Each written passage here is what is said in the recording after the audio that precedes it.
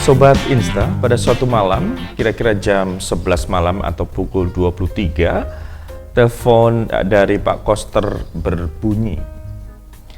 Lalu dalam kondisi yang sudah terlelap, Pak Koster ogah-ogahan untuk mengangkat telepon itu. Tetapi karena telepon itu selalu berdering, akhirnya Pak Koster mengangkat telepon itu. Lalu dia menerima dan bertanya, "Halo, selamat malam, ini siapa ya? Ini sudah waktunya jam tidur, kok telepon malam-malam?" Seperti itu, Pak Koster berkata. Lalu penelpon itu adalah seorang pemuda. Pemuda itu berkata, "Halo Pak Koster, saya mau tanya, besok gereja buka jam berapa ya?" Lalu Pak Koster menjawab, "Aduh, Mas, ini malam-malam telepon cuma mau nanya besok gereja buka jam berapa? Kok kayak gak ada kerjaan begitu?" "Iya Pak, ini penting," kata pemuda itu. "Tolong saya dikasih tahu besok Koster untuk gereja itu buka jam berapa gitu. Karena ini penting." Lalu Pak Koster menjawab, "Hah? Malam-malam Anda lagi digenting? Nggak bahaya tuh?" "Bukan Pak, bukan. Saya bukan digenting, bukan di atas genting, tapi ini penting." Dari seberang sana, si pemuda itu agak jengkel karena Pak Koster kurang dengar. Kemudian Pak Kosternya menjawab, "Oh, printing. Oh, kalau printing di percetakan Mas, bukan di sini. Ini tempat saya sebagai koster gereja." Pemuda itu menjawab lagi dengan jengkel, "Aduh Pak, bukan printing, tapi penting. Tolong dikasih tahu dong, besok gereja buka jam berapa?" Begitu. "Oh ya sudah, besok gereja itu bukanya jam 6. Pemuda itu menjawab, "Aduh Pak, bisa nggak dimajukan jam 5 pagi gitu ya?" "Loh, kok Anda ngatur-ngatur saya? Yang koster itu siapa? Aku atau situ?" kata koster itu. "Pokoknya sekali jam 6, tetap jam 6. Saya akan buka gereja itu jam 6 dan saya akan siapkan semuanya, karena ibadahnya jam 8. "Pak, tolong dong Pak," pemuda itu berkata, "tolong sekali lagi, bisa nggak dibuka jam 3 pagi? Karena ini penting."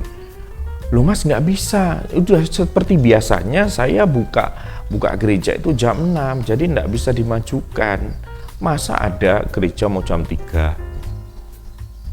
"Bukan begitu Pak, masalahnya ini saya terkunci di dalam gereja, jadi tolong dibukakan." Lalu Pak Koster itu menjawab, "Aduh Mas, Bu bilang dari tadi, Mas kan bisa jujur ngomong terbuka dari tadi. Kalau Mas ternyata terkunci di gereja, kan bisa saya bukakan sekarang, nggak usah nunggu besok jam 3 pagi. Yang penting kan jujur." "Oh ya maaf Pak," kata pemuda itu. Sobat Insta semuanya, cerita ini mungkin agak konyol, tapi itu yang terjadi, di mana pemuda itu kalau dari awal sudah berkata jujur, maka tidak akan terjadi percakapan yang cukup lama begitu. Tapi karena pemuda ini tidak jujur dan berbicara bertele-tele ataupun kemana-mana begitu, sehingga membuat percakapan menjadi lama, tidak pada inti masalahnya. Itulah fungsi kejujuran. Jika seseorang tidak berkata-kata jujur, maka memang akan ada sesuatu yang menghambat atau menjadi hambatan di dalam kehidupannya. Amsal 23 berkata, Amsal 23:16 khususnya, "Jiwaku bersukaria kalau bibirmu mengatakan yang jujur." Sobat Insta semuanya, kejujuran memang sesuatu yang mungkin langka atau mahal di zaman sekarang. Tetapi bukan berarti itu tidak bisa dilakukan. Karena itu mari kita berkata-kata jujur, seperti pemuda itu tadi harusnya jujur, supaya tidak terlalu berlama-lama. Nah, dalam kehidupan ini, marilah kita berkata jujur. Walaupun orang berkata mungkin jujur ajur, tetapi jujur itu mujur di dalam Tuhan. Apapun tantangannya, apapun konsekuensinya, marilah kita berkata jujur. Jangan berkata berbelit-belit, bertele-tele, ataupun berbohong, karena itu tidak baik dan tidak efektif ataupun tidak efisien dalam percakapan.